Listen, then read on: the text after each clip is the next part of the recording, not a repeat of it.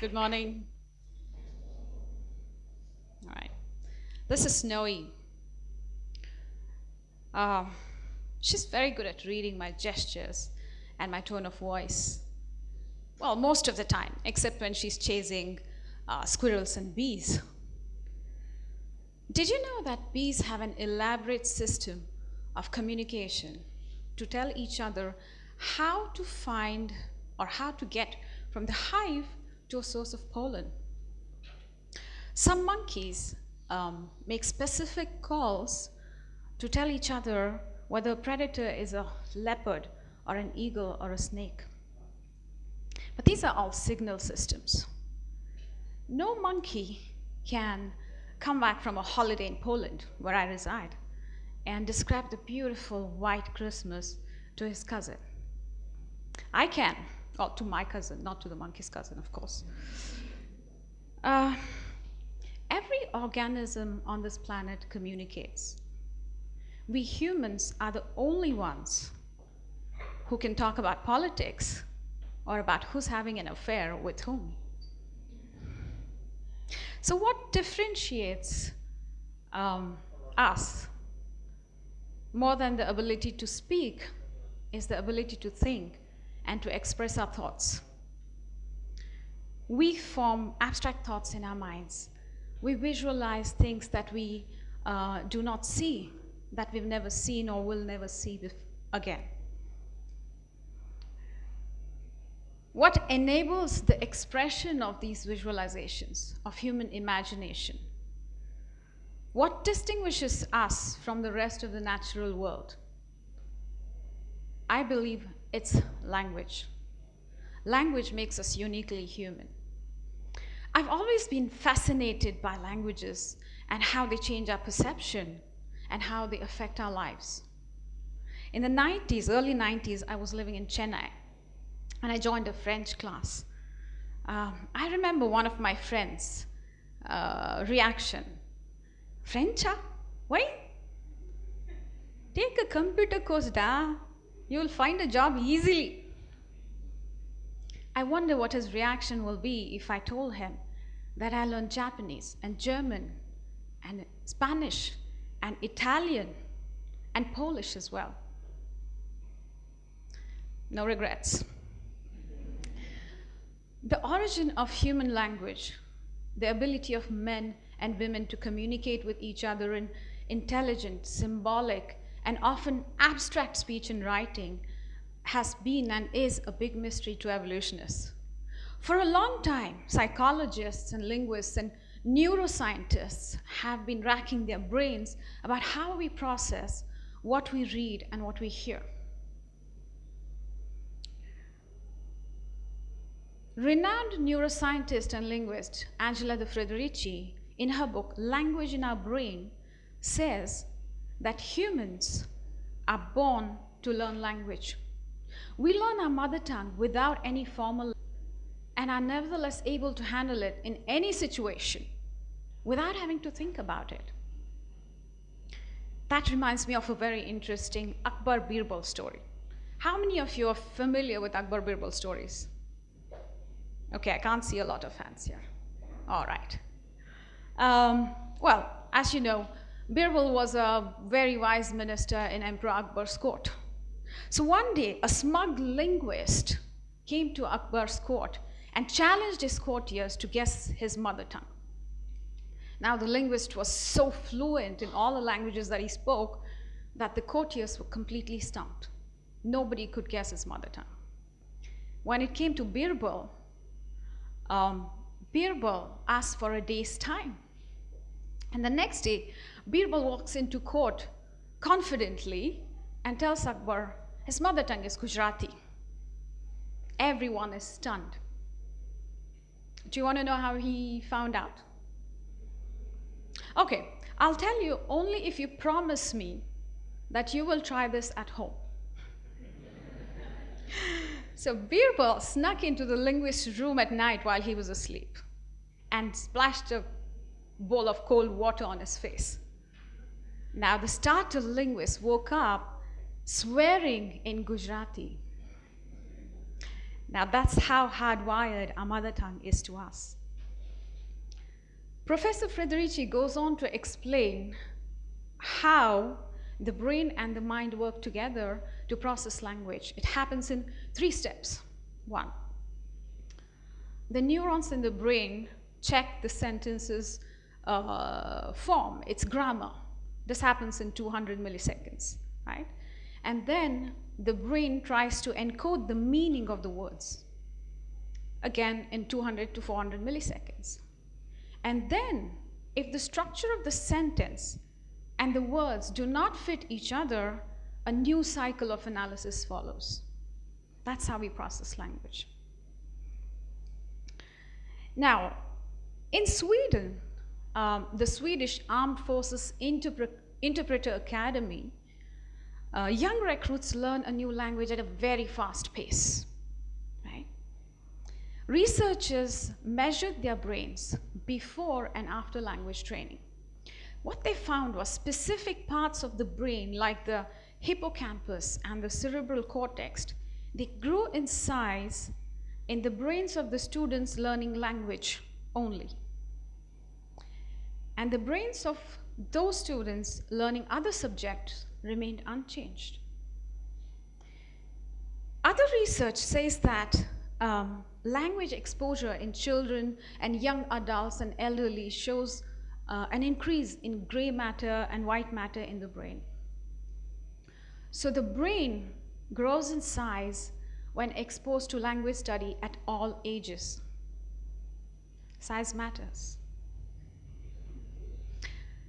There is enough evidence to show that Alzheimer's disease has a later onset in multilingual groups. So what that means is every time you learn a new language, you're pushing Alzheimer's by about 5 years. So if you go by that math, I have pushed my Alzheimer's to my next life.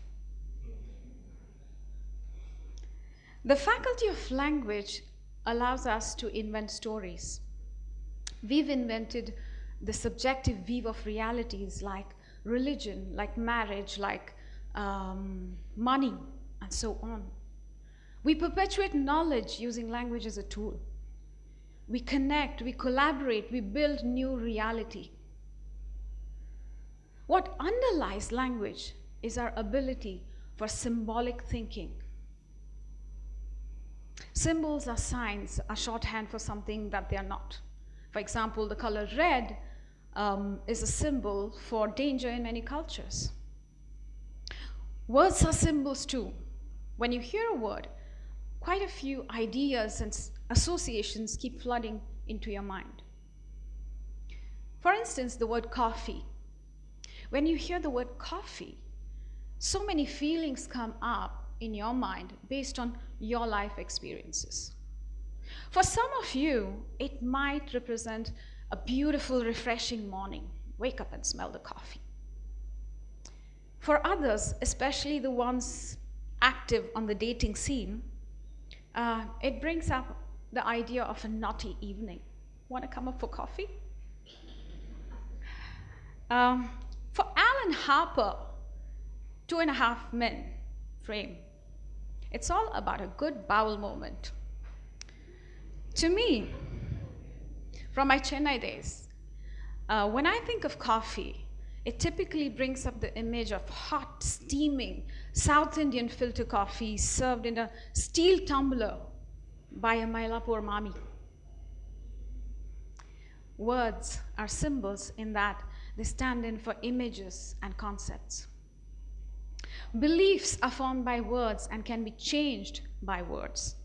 So throughout human history, great leaders have used the power of words to transform our emotions, to enlist us to their causes, and to change the course of destiny.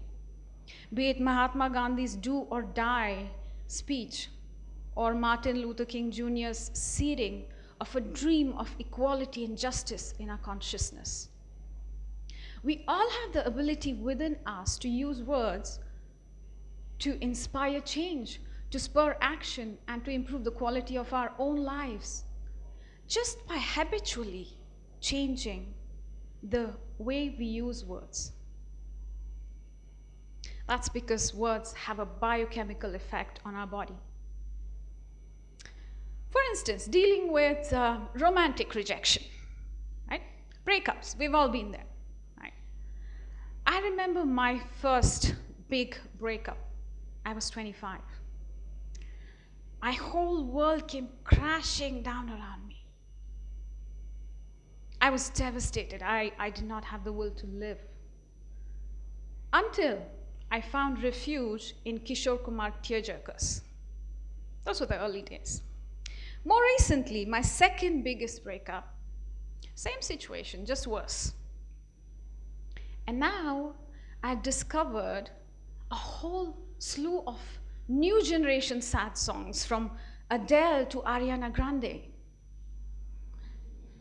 And what's fascinating is that the more I listen to something like Amy Winehouse's Back to Black, the better I felt. That's because more dopamine was released in my brain. So the lyrics or words of songs bring unknown, unresolved, unspoken thoughts to the surface. And they bring you closer to understanding what's happening inside of you. Isn't it amazing? It's only words. The words we attach to our experience become our experience. The better your language, the better your reality. The more positive your language, the more positive your reality. Learning a new language changes the way we look at things. It changes our perspective. It helps us develop new ways of understanding culture. I love to travel. How many of you like to travel? Not too many though. Okay. So when I visit a new country, I usually end up learning a few words of the local language, right? Just like everybody else. Greetings, how to get by. Nah, who am I kidding? We all want to learn bad words and swear words and strong language, right? For example, in Japan, you can insult someone just by using a different form of you. That's because hierarchy and respect in society is so important to them. In British, French, and German circles, shit, merde, and scheiße are bad words because of their focus on cleanliness. But in Sweden, it's perfectly all right to say skit in front of your grandmother. I said in front of, not to. Come on, people, right? The Dutch seem to be a bit upset by poor health rather than violation of moral code. So if you want to make something offensive in Dutch, just add the word kanker to it. It means cancer. The acquisition of a different language helps us understand why people behave the way they do in different cultural contexts. It increases tolerance in society. Being multilingual enriches our lives. Learning a new language gives us access to a whole new world. It takes you down a rabbit hole. It stimulates your imagination and feelings. It takes you on an experiential journey like no other.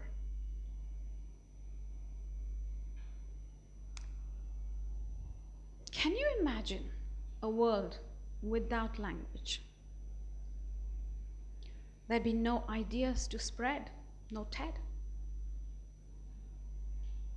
no knowledge sharing, no technology, no social media, no texting, no Tinder.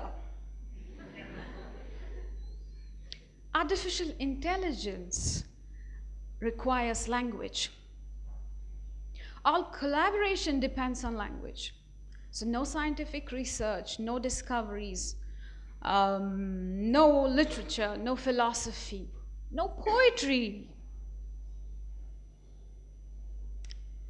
Can you imagine what your life would be like without movies?